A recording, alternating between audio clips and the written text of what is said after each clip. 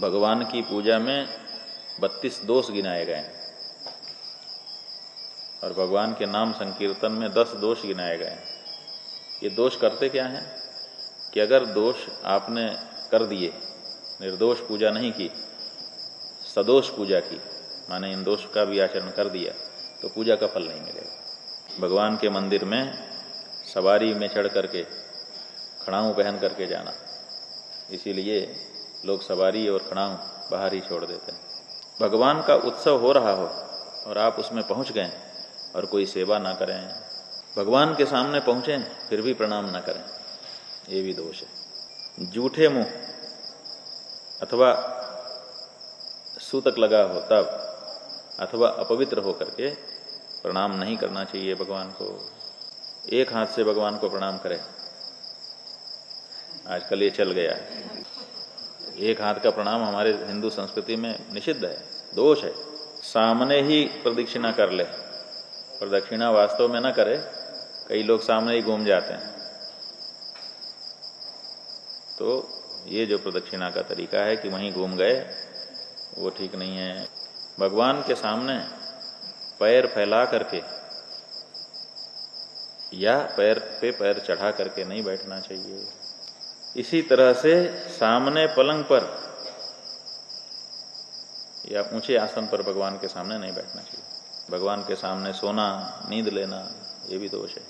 भोजन करना माने कुछ खाना पीना, भगवान के सामने ही खा रहे हैं पी रहे हैं, ये भी दोष है।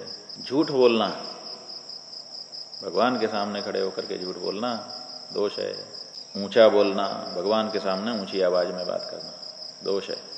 भगवान के सामने परस्पर बात करना, जब हम भगवान के सामने हैं तो बस भगवान और हम, बाकी बोलो। अगर भगवान के सामने रह करके भी कैसे हो भैया अचलन जी, अब ये सब हम भगवान के सामने कर रहे हैं तो ठीक नहीं। भगवान के सामने रोना भी ठीक नहीं। भगवान के सामने जो लोग हैं उनमें भेद डालना कि तुम ऐसे हो, तुम ऐसे हो, तुम आगे जाओ, तुम पीछे जाओ, ये जो भेद है कि एक वीआईपी और एक जनरल, भेद हो गया ना, तो भगवान के सामने भेद डालना दोष है। निग्रह और अनुग्रह, किसी का निग्रह करना, किसी को हटा देना, और किसी का अनुग्रह, आइए आइए जी, दया बराजिए जी, किसी पे कृपा करना और किसी पे क्रूरता दिखाना, ये दोनों भी दोष हैं। स्त्रियों से गुप्त बात करना, धीरे धीरे धीरे स्त्रियों से भगवान के सामने बात करें या कोई संकेत करें, ये भी दोष में आता है। कंबल का पर्दा, बहुत मोटा पर्दा बना दें जिससे भगवान को बिल्कुल अंधेरा हो जाए। इतना मोटा पर्दा बना दें कि भगवान को दिखे ही ना कि आगे क्या है।